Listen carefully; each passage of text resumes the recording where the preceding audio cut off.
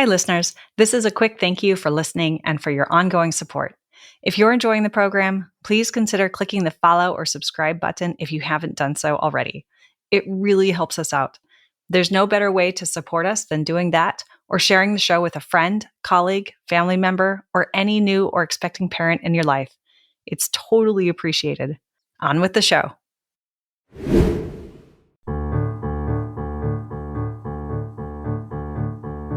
Hi, I'm Sarah Trott, and welcome to the Fourth Trimester Podcast. I'm a new mama, and this podcast is all about postpartum care for the first few months following birth, the time period also known as the fourth trimester.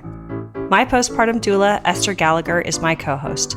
She's a mother, grandmother, perinatal educator, birth and postpartum care provider.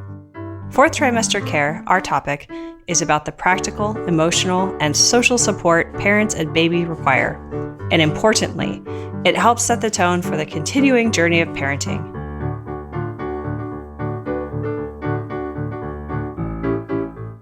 Hi, this is Sarah Trott, and welcome back to the Fourth Trimester Podcast. I'm here with two special guests today who I will introduce in a moment.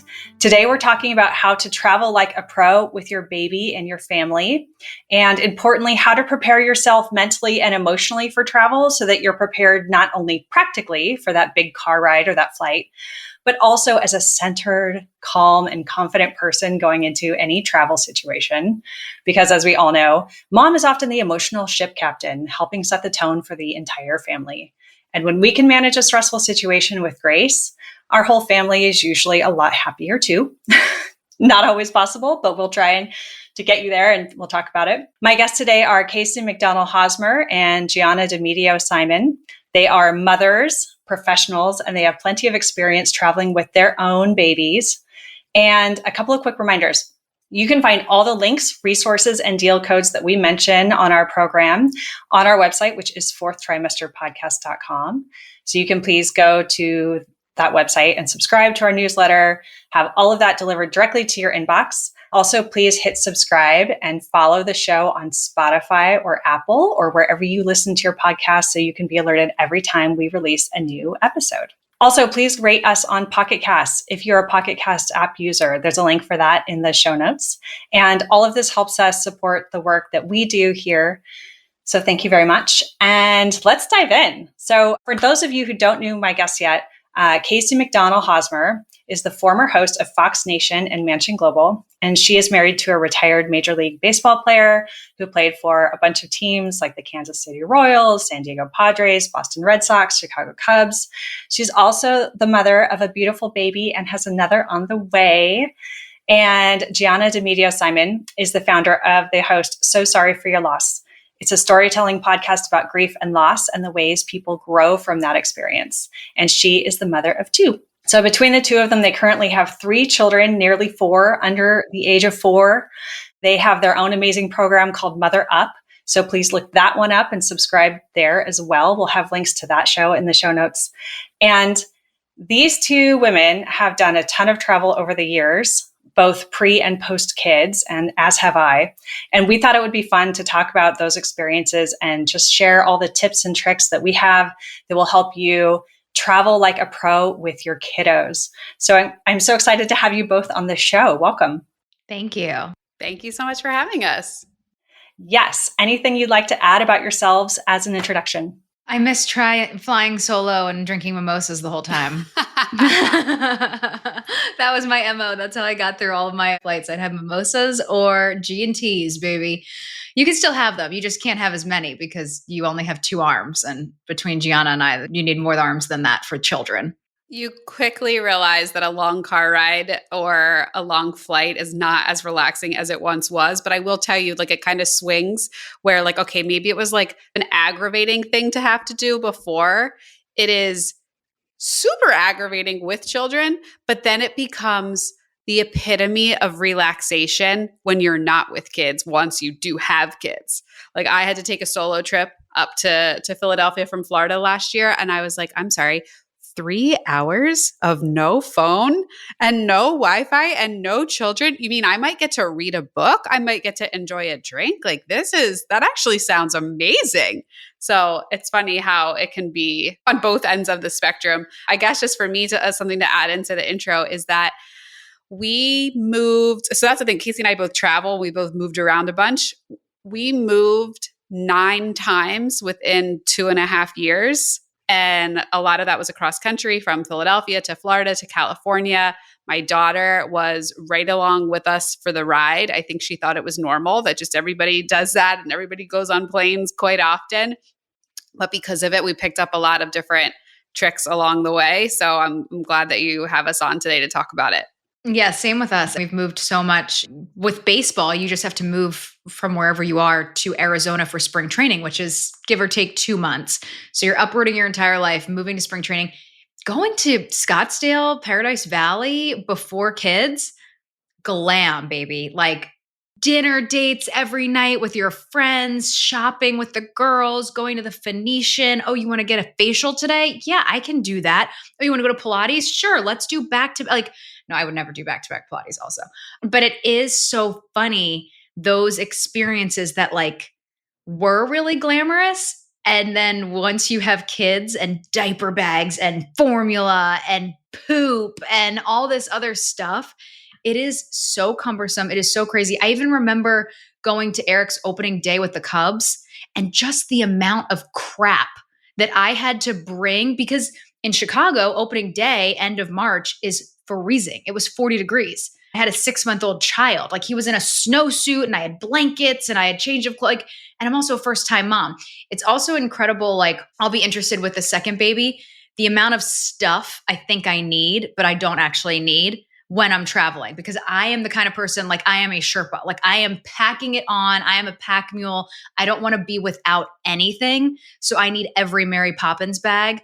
But it's funny how as your kids get older, my son will be 2 tomorrow, you start to debreed things like, I don't need that. We don't need that. We don't, just bring the diapers and the wipes. It is. And I'll tell you what I've started to do is I have 2 diaper bags anyway for my 2 kids. I know a ton of friends were like, you don't need it, just stick with 1. But for me, it was just like, to keep me sane, I need to have 2. And then now what I've started doing is I have a bare essentials bag. That's diapers, wipes, a few snacks, and hand sanitizer. And that is like it. And then I have the other one that I pack with a ton of extra stuff, or like things that you think you might need. Am I going to need this? Am I going to need that? Should I get this? Da, da, da. Right. And then I'll take the smaller one, the bare essentials one, with me, like whatever we're doing. If we're going to a restaurant, that will come inside.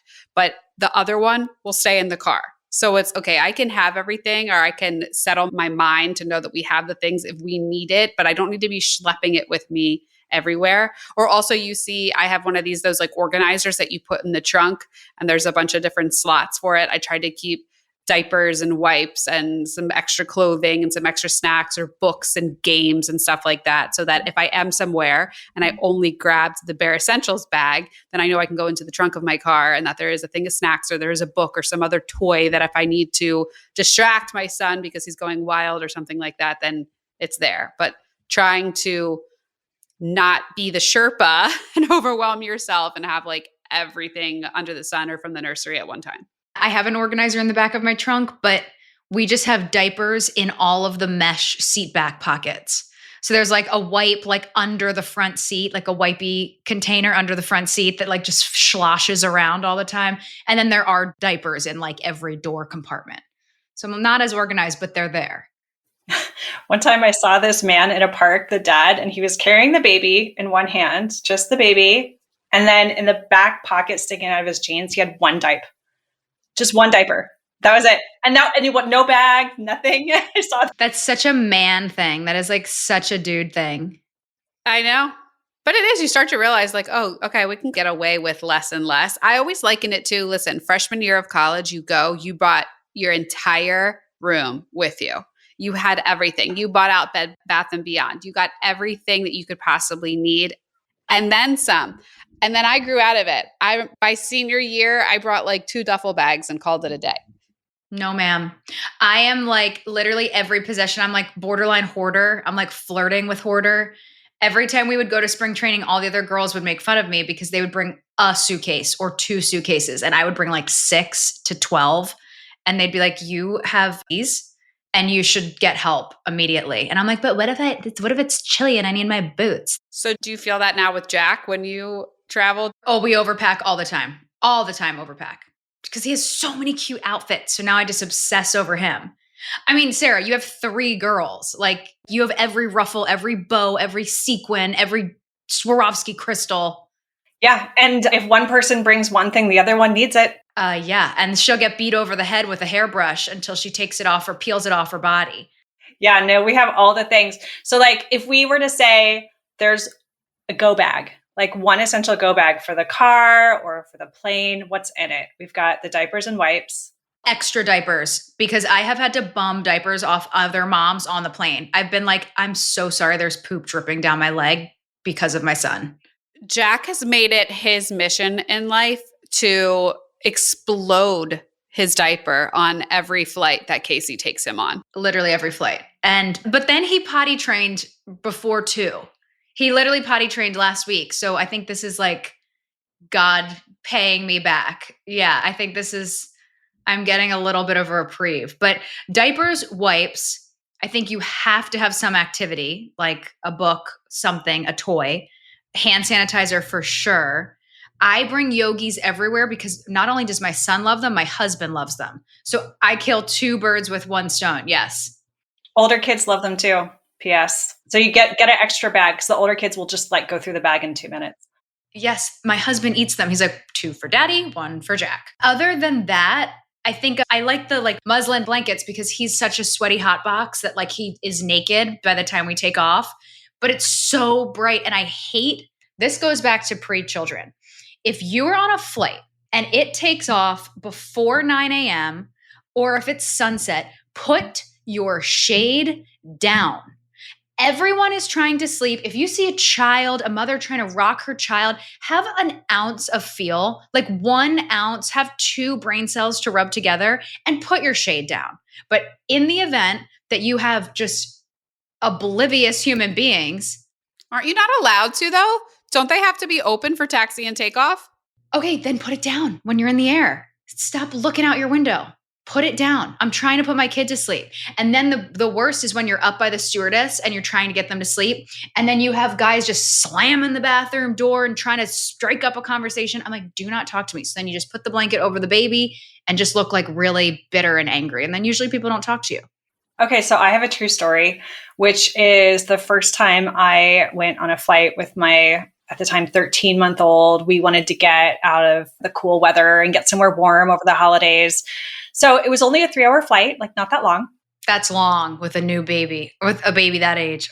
Yeah, she was an early walker too. She walked at 9 months. So she was wiggly and wanted to like exercise and move her developing, exciting body and walk constantly. But I did my homework, right? Like, so I packed a surprise in the go bag. So something she could unwrap that was new and really fun and intriguing. And I had books and kind of everything you mentioned. And then I kept the morning nap because she was doing the 2 naps, morning, afternoon. Kept the morning one to a bare minimum. So she'd be tired on the flight. And I thought, okay, great. We're gearing up for sleep. And then brought her passport, all the things. By the way, you do need a passport for your little one. Also, you can register them for points. They can start earning points when they're really little. So you just call the airline usually to set that up or do it on the website, but might as well get them. And so anyway, so what I wasn't prepared for was just how absolutely awake and chatty and movement oriented and at times very unhappy she was going to be. So she just basically did an Irish jig on my lap. We had the 3 seats, myself, my husband, and our older child. And so she was like dancing a little jig across our laps. And then it really gross, like got on the floor and was like going under the seats and stuff. And I was like, that's the other reason for the blanket. If you have one of those blankets, because it's also gross when you change them on the changing table that is literally 6 inches by 6 inches. And they think that like half of their head fits on it. That is, I think, bring the blanket for that. Or wee-wee pads. Gianna is a big wee-wee pad fan. Oh, yeah. Multi-purpose of those for like the dog pee pads. You get those. They're great for a lot of things. Yeah. So those I keep in the back of the car as well. And it's like you could lay it down in the car. You could lay it down on the grass. You could lay it down wherever. You could lay it on the top of the changing table. I know that's wasteful, but to throw it away. Yeah, of course. Throw it away. Yeah. I love that tip. I wish I'd had one of those because I didn't. I figured she'd sleep. When did she discover the tray table? That's the worst because then you feel bad for the person in front of you because they're just yanking it out of the seat in front of you. Yeah.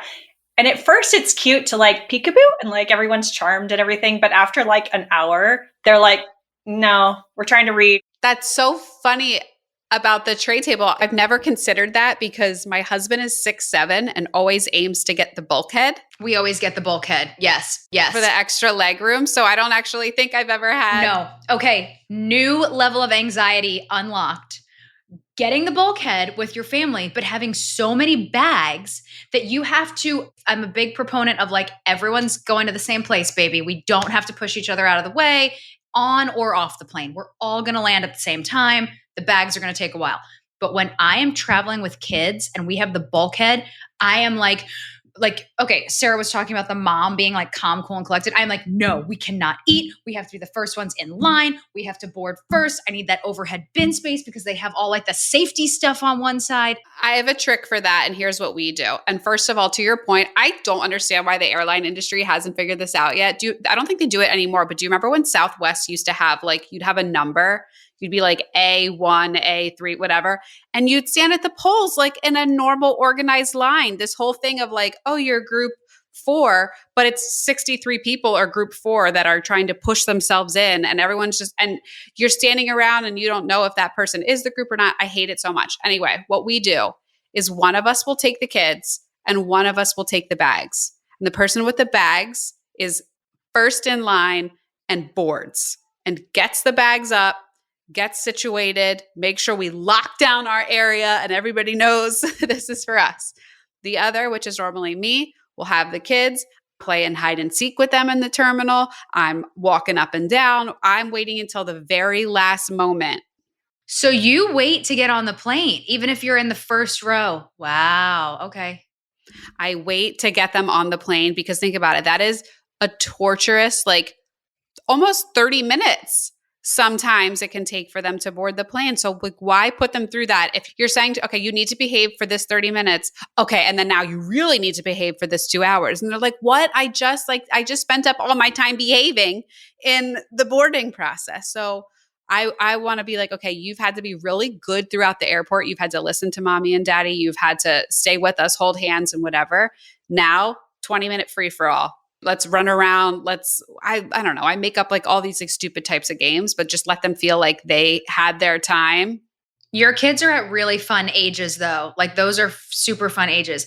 The other thing is to car seat or not to car seat on the plane. That's a very personal thing. I'm looking for, there's a Costco car seat. If you just go on Amazon and it's on our Amazon storefront, it's just a Costco travel car seat. It weighs like 0 pounds. And you just run the seatbelt through it like the good old days. It has the tether, but it's also very easy. I also like that, like when we go to New York City and you need a car seat for the cabs and that kind of stuff when you're unfortunately out of the Doona. But for me, travel is Doona if they are under 1 or whatever, whenever they grow out. Gianna and I have giant children. So Jack was like dangling out of the Doona and like smacking his head. I was like, okay, I think we need to take you out of the Doona at this point. And the Noona Traveler is hands down the best travel stroller ever.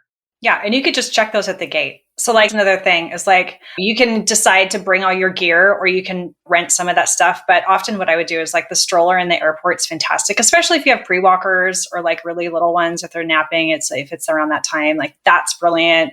And of course, if your baby's under 2, they can be considered a lap infant.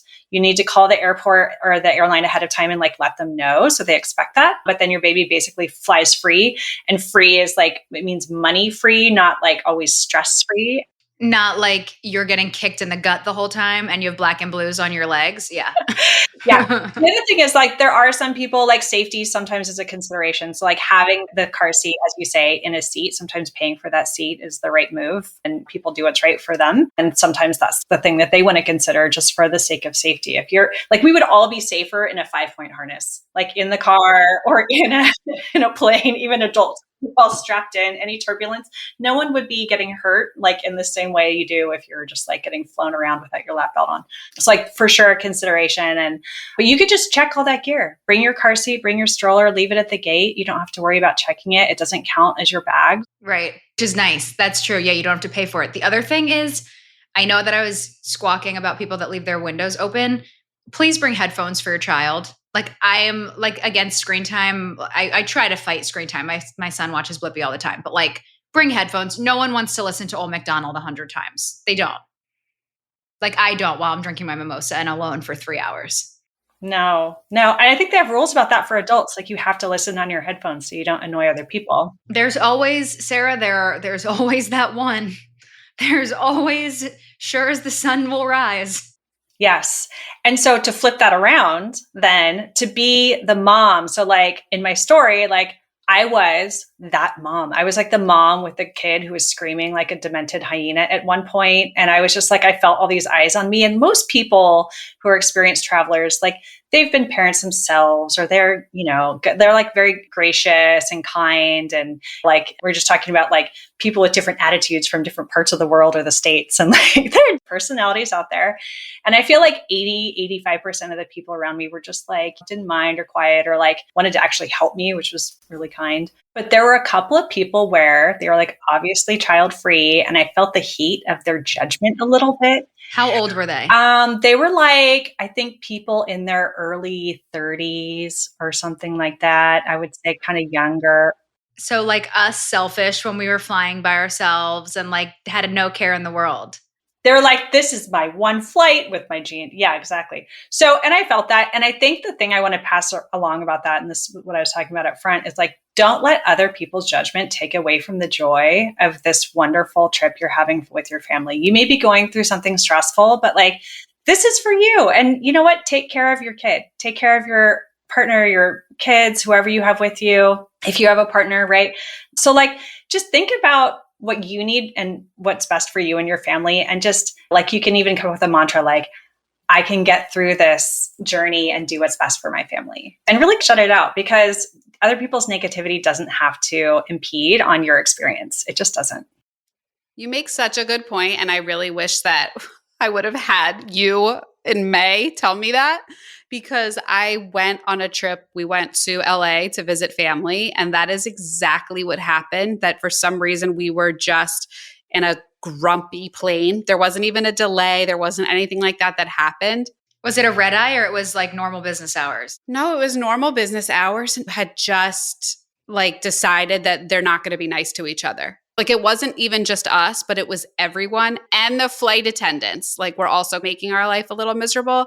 And I really let that stress sit on me. Like, people even generally, like when you're sitting there and they're boarding and they're passing you, and they'll even like look over and like give you a smile, or even with the kids with, oh, like so sweet, like, or whatever, or make a little comment. Oh, my grandson's at 8, whatever, nothing, not one little comment, not one smile.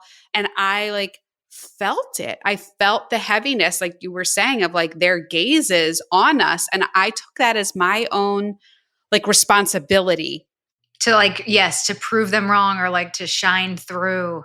Yeah, like not only for my own experience of like, okay, I want to have a nice experience on this flight, but now like I just took on the 100 other people that are on this plane, that this is my responsibility to make sure that my kids are okay, because everybody else is already pissed off and this is just going to make it worse. And how unfair of myself to say that. And what does it even matter? I'm never going to see these people again. Like, why do I even care? But I think you're so right, Sarah. Like, even just saying something very simple like that to yourself, like, my responsibility is to enjoy this. And this is an experience with my family. And to make sure that my energy stays calm, the children's energy stays calm, and that this may not be the best memory that we've ever had together, but just to say that we got through it and everybody is okay will be a plus and a positive. But like you said, if the kid, like I want the kids' energy to be calm, you can want that and will that and manifest that all you want. But like Sarah said, they could be doing the floor is lava on your kneecaps across the 3-seat row. But it's like, I feel like for me, if Jack is going ballistic and I am actively trying and parenting him and like offering him things and doing things, like that's all I can do. Like there's nothing else I can do. If I was sitting there drinking my mimosa with my headphones in and my book and just like letting him rip in his car seat, then we have an issue. But I do find, and this is interesting, when we do fly first class, or when we did, like when he was younger, like probably, I don't know, I would say like 6 months to 18 months. when we would fly first class, we would get those looks and no one would say a thing to us until we landed. And then every single one of those people would be like, oh my God, he was such an angel. No one gives you the dog treat until the flight lands. No one wants to give you one accolade until you land. And then they're like, good girl. And I'm like, bruh. Like it's like a report card at the end of the year. I took offense to it for my children when we landed and they were so well behaved and not one person said anything. I was like, is no one going to tell this 1-year-old how good he just was? Well, no, because he looks like he's 5. Because he's huge. And that's it. Like if we're trying, honest to God, to do our best and be a parent and be there for our kids, if we like, and that's the point about the calm, like if we take on everyone else's stress, then we're going to be more stressed. And then that amps up our kid even more. It just does. They sense it. They sense everything. And so if we can brush it off, do our best, like hopefully people are kind and understanding around us. Like, and Kacie, to your point, I'm trying, I'm not ignoring them. And so that, I think that's the difference, is like demonstrating to your kid that like they're safe, they're okay. And they do, like it passes, it will all pass. And then you can get off that plane and move on with your lives. Yeah, you'll land and never see them again. Yeah, bye. Yeah, yeah. And I feel like that centeredness is like the mental game ahead, like the mental prep that we need to take as a parent. What about car rides? What do you guys have on car rides? Because like... Well, I have one more thing I want to add to planes, which actually can be parlayed into car rides as well. But the bag of tricks, do you guys do that? You just take a random plastic bag. Now, I know there are people that want to do this to the extreme, and there are influencers all over the internet that tell you that you have to get all these different things and color code them and blah, blah, blah, and whatever, and put them in a beautiful, pretty Etsy bag and have this bag of things to keep your child occupied that are sensory and all these things. What also works, a plastic bag from the grocery store that you throw the pen and the hair clip and this plastic, like literally things that you have sitting on your desk or like in your junk drawer right now. And that's like, this will be like 5 full minutes of them just like clipping it, going, feeling it sharp, touching it, saying circle. Okay, on to the next. Pen. What color is this? Yes. What do you do? Like you can make the most mundane everyday objects fun or something for you to, make them interesting or something for you to spend time on with the kid. And then they're like, what else is in that thing? Like, what else is in that bag? Yeah, it's like how they love the filthy, dirty safety insert and the seat back pocket that everyone sneezed on. Yes. So same thing. I mean, that can be done on a plane or that can be done in the car ride too. A little bit easier if there's somebody in the backseat with them to go through the different things. Hi, listeners. I have some exciting news to share with you today. We've partnered with Every Mother, your go-to destination for evidence-based exercise therapy regimens. Whether you're dealing with diastasis recti, preparing for birth, or navigating postpartum recovery, Every Mother has your back. With personalized daily routines tailored to your core and pelvic floor needs, they're here to support you every step of the way. Say hello to a stronger, healthier you with Every Mother. Visit their website today and use code Fourth Trimester 10 for 10% off your personalized regimen. That's fourth spelled out, FOURTH, trimester 10 for 10% off, because every mother deserves the very best. Car ride? I don't know. We just had one on this past weekend. We did a 2.5-hour car ride. I know that people say often, like, don't plan the rides or the flights around nap time because you want to say to yourself, oh, they're going to sleep. So why wouldn't I book it during that time? So I want them to sleep. Well, what if they don't? And then you get there and then they're miserable. So sometimes it's better to say, I'd rather travel in the morning and then let them get there. We get settled and then they can sleep and they can get their nap. And then the rest of the day is good. And we're not dealing with a terrible bear because they didn't sleep well or they're screaming in the car because they're upset and they're miserable. So I know that like seems counterintuitive, but sometimes it might be what's best for your baby. Yeah, we're just starting with car rides. So I'm still learning. I have the iPad pack on the back of the seat. I just bring a cooler with like all the liquids. And I usually, he's not in diapers anymore, but I would usually put an extra pad, like an overnight pad in the diaper, just in case we have any, like this kid drinks like a fish. So just in case we have any blowouts. The other thing I've seen, I haven't done this yet, but going back to the wee pads, if you bring the portable potty, a diaper in the potty for the bathroom on in the trunk, or you can put a wee pad in there and then just fold it up and throw it away so you're not wiping out the plastic. Yeah. Yep. And some of them come with baggies too that you can use. So, but that's great because they only come with like 5 or something. So then you have backup. Yes. At least it absorbs it and it's not just like jiggling around in there. Yeah, it's nice to have, especially for little ones, even if they're completely potty trained and everything, just for super long rides, if you think there's a chance. So first off, I plan breaks in the car ride. You're going to, sometimes my husband and I have like looked at the map and found playgrounds along the way as stops. Oh, yeah. You have a lot of foresight, Sarah. Wow. Yeah, I know. Holy crap. Flying by the seat of our pants most of the time. Yeah. Yes, we have done this. Yeah, especially going because like, we're in Northern California, so driving to SoCal to visit friends or whatever. And so that's really helpful. But then when you're traveling and you're doing these stops, like you've got like the activities and whatnot. And yeah, I just find that to be super helpful. And do they zonk out after the playground? Sometimes, yeah. The thing about naps, I do try to travel. Like often we don't have a choice. Like we have like a destination we want to get to there by a certain time, and it like you get what you get and you don't set. But if we can, like it is nice to try to get them in the car and sleep. It doesn't always work, to Gianna's point, so it's a crapshoot. But yeah, no, it does help to get the energy out. I feel like it does, and then they sleep better in the car if they've that activity. How long did you keep them rear facing? Did you wait to 50 pounds like how they are saying you're supposed to now? Yeah, there are people out there who are like certified in car safety. But yeah, 2 years is like the absolute minimum, right? They need to be 2 years old, backwards facing, and then weight is a consideration. Like basically the tip is like, don't be in a rush for like any of those changes, whether it's like to the booster or the facing the front or whatever it is, like make sure they're comfortable and secure.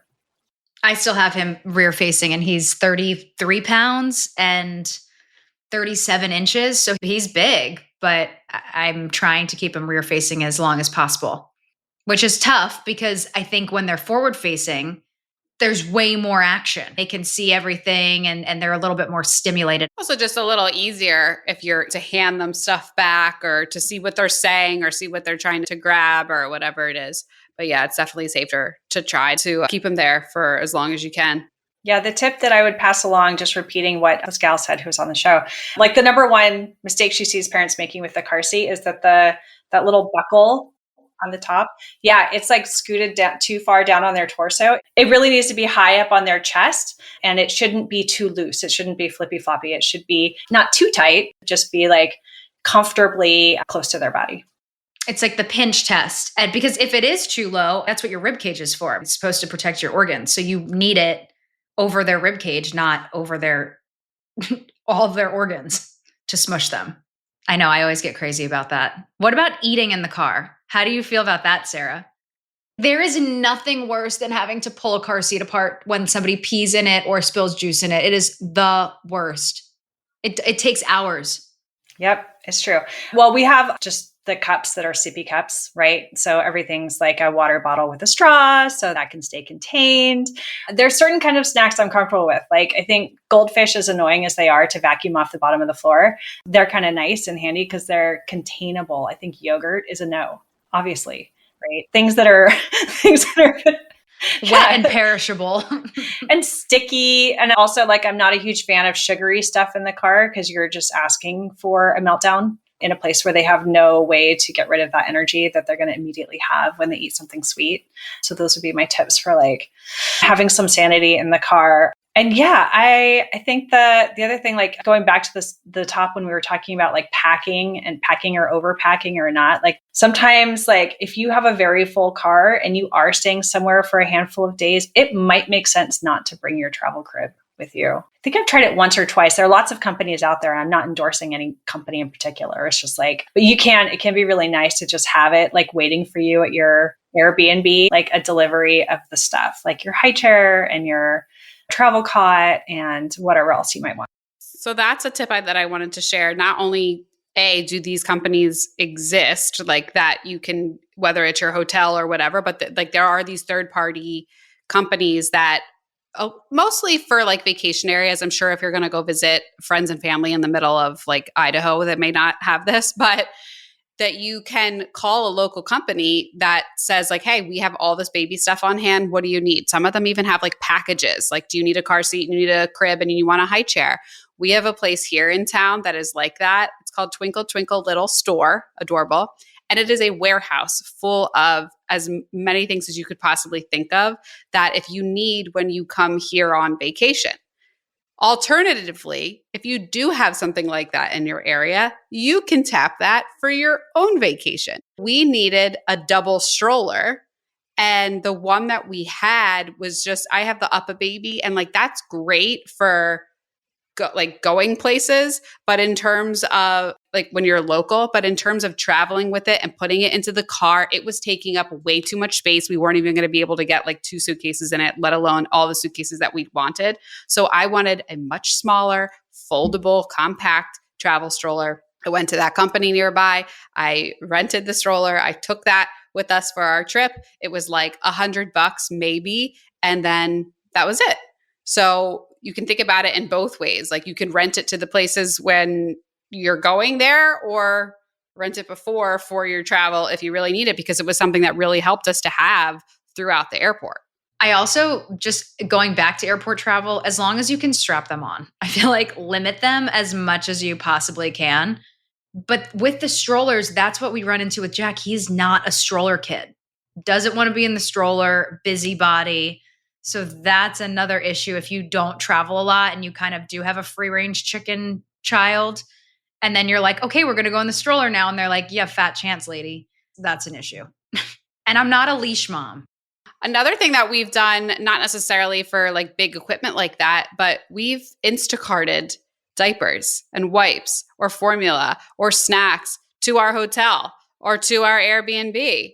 Yeah. And so there's no point in packing all of this stuff that is just going to be taking up so much space, or we need an entire suitcase that we know it's going to be empty when we come home. So let's just have it sent directly to the hotel. And that's been...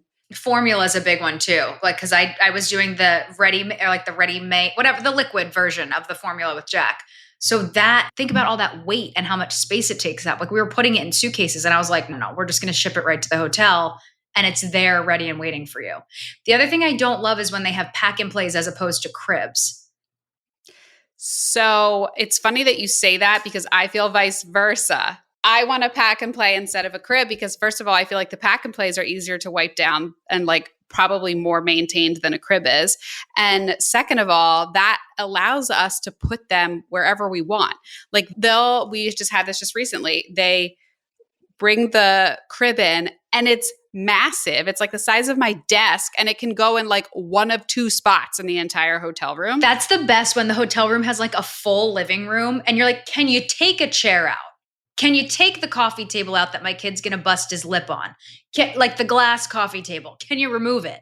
So we say that our children have slept in the finest hotel closets and bathrooms around the world because that's what we do. And when you do a crib, you normally can't fit. But a pack and play, you can shove it right into that little closet. You can make it real nice and dark for them. Did I bring though too? I always keep in my suitcase for hotels anywhere. People can tell you it's blackout. It's not blackout. I bring the black garbage bags and painter's tape. You're not going to peel anything off the wall. Black garbage tape, black garbage bag, the window, and you look like a hillbilly, but like it works. Yeah. And the pack and play, you could probably like get your own sheet for it, right? Small, and you can fold it up and put it in a handbag even. Sometimes that muslin blanket is good for that. Yep. I also bring a like continuous spray bottle of just rubbing alcohol, and I'll do that in the tub. I'll do that. You always have to bring like dish soap to do the bottles because you're not going to use like the scented hand soap. But I'll even do that if I don't have dish soap, do that to the bottles. If you're washing them in the sink, it's just easy. Which, by the way, really cute travel bottle washing set on Amazon that it's like this little, it's maybe like the size of 2 of your hands. It's very small. And it's like a compact, it opens up. And then there's a rack that stands up. And then you can put everything on there and it comes with like a little brush and a little bottle that you put the dish soap in there too. So same thing. Yeah. With Sienna, I'm bringing an extra brush. I'm bringing the big bottles. And by Asher, I'm like, here we are, everything compact. We're using this. And Amazon's great for that. Just like little things that you wouldn't even have thought of. You put in travel baby and you find a bunch of stuff. We have a lot of it on our Amazon storefront. Sarah, we'll definitely have to get you the link for that. Loved the little, it's more for a toddler age, but there's a little hammock you can get. So there's this golden era like of size and age of child that will fit in this. But when it works, it's so nice. It can go around we're talking about the fold down table in the front of the seat. So it goes one strap there and then one strap around the back of the seat. So you have to have a nice neighbor who doesn't really mind, but I've never had anyone mind. Is there an adult version of this? That sounds incredible. Yeah. Yeah. I would love that. Hammock. It's so nice. Have you seen the inflatable one that goes on the floor and it like becomes a bed on the seat? It's like a T shape like this. And it goes in front of the seat. Somebody bought me one and then it goes over the, like sits on the butt part of the seat and the baby can lay flat. So be careful with those because some of them have gotten banned. Well, yeah, I'm sure because people are probably like clogging up the lane and like deflate it and they're trying to deplane and I'm sure it's a mess. Well, you'll find out pretty quick. Yeah. So check the safety part first, obviously. Yeah. If the stewardess is coming at you with a knife, yeah, you know that it's not allowed. You'll find out pretty quick. Yeah. They'll tell you to put that right away. I actually had people working on the flight stop and say, oh my gosh, that's so great. Look at your daughter, how happy she is. And she's like, of course, glued to a screen. My kids will watch commercials. If we go to a restaurant with a TV, they'll just said like, they just want screen time. They don't even care. Right. But they're just sat there, ate her snack, watching her screen and just happy as a clam. I think on flights, all bets are off with like screen time and activities. I think give them what they need to keep them calm, especially when you're driving, because like when you're operating a vehicle, and you have screaming kids, like it's no joke that an accident can happen in a heartbeat. It's different on a plane, but when you're driving, it's definitely give them what they want. Yeah, if they're the age that appreciates the screen, that's such a handy thing that like we have I think about past generations. I was like looking at my grandma had this cute little charm bracelet where she collected charms from everywhere she went. And I was like thinking about travel and this conversation. I was just having some good vibes. And I was like, there are probably things that were a lot harder then and like easier too, like getting through security. There's probably like all kinds of trade-offs. Oh yeah, as they were like smoking a cigarette. Yeah, like while pregnant and yeah, all the things that we would never recommend here for obvious reasons. Well, that's like you think about it and like you joke about it, but our parents like slid across the back seat of the station wagon when they went on road trips with no seatbelts. Right. There was like a crate. Yeah, and you would probably just hold the baby in the front seat. You did. That's what they did. That's how they came home from the hospital. A wonder we're all here. Yes. Well, any gold nuggets that you'd like to share about your fourth trimester experience? Anything that you wish you knew going into it that you'd love to share with other parents? Do you want to go first? Or do you want me to go first? I think it's all just time.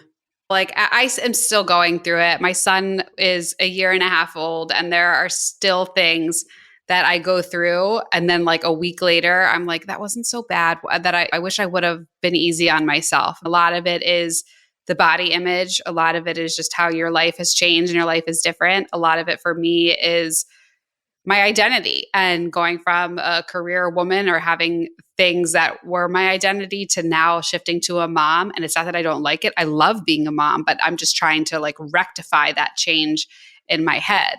And all of those things come back to it's getting better with time and just being open about it. I think it can be really hard. I have been like trained from the jump to be emotional and wear my heart on my sleeve. And I think that helped me in this experience because I had to start talking and voicing what was going on with me. And that's how Kacie and I really connected. And our podcast was born out of our fourth trimester and really needing that connection with another woman and other moms. So just having in the back of your mind to stay open, to keep talking with your husband, your partner, your friends, whoever that is for you, and to also just to remember to give yourself time. I was a career woman and very self-sufficient and very driven and got married later in life. Got married when how old was I when I got married? 31? Yeah, I was 31 when I got married, so older in life in terms of today's societal expectations. And I was so stuck in my ways and I was very selfish. And I did mourn the loss deeply of my independence and re-navigating that, or I should just say navigating that, finding out who you are. And Gianna and I have talked about this a lot. Like, did I really know who I was before I was a mom? Or did I just do what I was supposed to do and go out for drinks and hang out and post pictures on Instagram and go on dates? And like, what did I like? Like, what was I into? Like, what was my higher purpose or anything like that? And I think I'm redefining that and compartmentalizing now, like, okay, this is my mom hat. This is when I need to fill my cup. And we had Kacie Smith, who's so awesome, huge deal with Barstool on. And she said her therapist said to her, because she was just like, I haven't even got my nails done. And he's like, when you look down at your nails postpartum and that you haven't gotten them done in weeks, that is a physical reminder that you did not put yourself first and you are not taking care of yourself. And if you're that girl that like you need your nails done, that's something that you need to carve out time for. And you need to ask for help. Sarah, you talked about like having a plan and having the village and having the support that you need postpartum. What I ran into, the biggest danger to myself postpartum was myself. I was the biggest hurdle in my own way. Denial of postpartum depression. I can do this. I'm a mentally strong person. There's nothing wrong. Wait, maybe there is something wrong with me. Maybe I'm the problem. Maybe I don't love my child enough. Maybe I'm not communicating with my partner. Like, I didn't want to ask for help. And I didn't even want to ask myself for help. Like, I didn't even want to open that door because I thought that it made me a less strong person or something that I didn't think I was. Like, I'm a strong, independent woman. I got this. And it's like, nope, that just got stripped away and you're not as tough as you think you are. And it's okay to ask for help. Another thing for me was in that struggle, it took me a while to bond with my son. And it wasn't that I didn't love him, but it was just like this imposter syndrome, which we talk about all the time.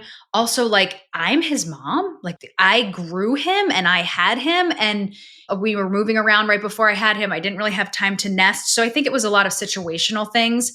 And that's why going into this one, I think I'm better prepared. But I'm also like, the wheels might fall off the bus again, and that's okay. And I just need to I owe it to myself to be honest with myself about that, because it's more detrimental if I just push it down, push it down, push it down. So feel it to heal it, whatever name to claim it. Yeah, like, just take a step back, look in the mirror. It might not be the prettiest picture, but like, that's where you are right now. Be grateful for that and push through it. And I think that is the biggest thing of like, meet yourself where you are. Yeah. Thank you for sharing, both of you. I love all of those gold nuggets of information. So I hope all of our listeners benefit from knowing this and feel the assurance it's okay to ask for help. It's okay to take time. The fourth trimester, it could feel like 6 weeks to some people. It could feel like 6 years to others. And there's one of my favorite sayings is there's no going back. It's through. You change. Like Gianna was saying, like, your body changed. Love this awesome body. You created life. Like, it's not going to be the same. It shouldn't be. You've done something pretty miraculous. So I really appreciate that point. And yeah, like, do ask for the help. I had a postpartum doula who was regularly visiting me, helping me with practical things. She let me cry. She let me talk. She let me ask questions. Don't feel like you have to do it all. Well, any other final thoughts before we sign off? We've covered a lot. The one thing I had in my tips to share was using Ziploc bags to pack. So the baby clothes are tiny. I put like everything in an outfit. So it's my son's shirt, his shorts, his socks, like a bib that was affiliated with it, and any other accessory or something with it. And then put them all in the bag or the duffel bag, suitcase, however you're packing. And then that whatever day it is, you just pull out the Ziploc and that's everything you need instead of shifting through all the little crap in the bag. Also bring Ziploc bags in your go bag on the plane or in the car, because when you have a stinky diaper and you're not, if the seatbelt sign is on, you need to just put it in the Ziploc and not stink up the plane. The amount of wisdom on this episode is just overwhelming. There's so much good wisdom here. Basically, if you have any questions about how to handle diaper blowouts, please contact Kacie McDonnell Hosmer. She has the answers for you. And pack extra clothes for yourself. pack an extra pair of at least like pants. Like you can buy an I Love New York shirt in the airport, but like pack an extra pair of leggings. They take up no space because you are going to get peed on or puked on or pooped on. Yep. Dark colors, black. Dark colors. Yes. That's what we leave you with, poop. On that note, thank you so much for listening, everybody, and we'll see you next time. You can subscribe to this podcast in order to hear more from us. Thank you for listening, everyone, and I hope you'll join us next time on the Fourth Trimester. The theme music on this podcast was created by Sean Trott. Hear more at soundcloud.com/Sean Trott. Special thanks to my true loves, my husband Ben, daughter Penelope, and baby girl Evelyn. Don't forget to share the Fourth Trimester podcast with any new and expecting parents. I'm Sarah Trott. Goodbye for now.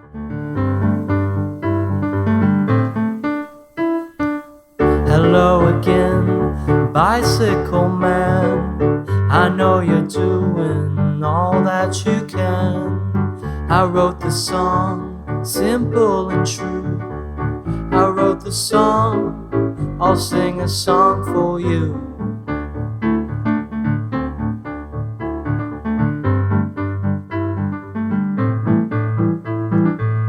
You got your wheels, you got your gears.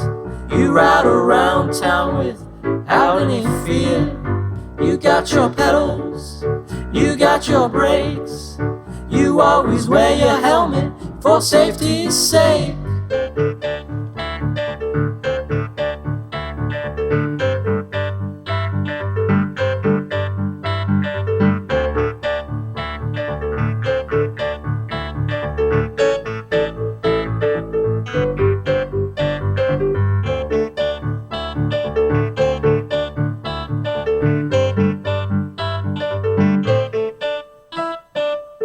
Hello again, bicycle man. I know you're doing all that you can. I wrote the song, simple and true. I wrote the song, I sing a song for you.